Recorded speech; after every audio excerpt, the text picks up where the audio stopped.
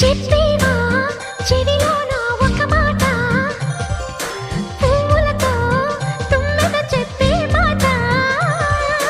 నీ చిరునవ్వు సాక్షిగా తాజ్ మహల్ నాదట, నీ పెదవంచు సాక్షిగా షాజహాను నేనట. నీ తీయని ప్రేమకి నా పెదవే నజరానా, నీ పైటకి నేనిక బానిసనే నెరజాడా.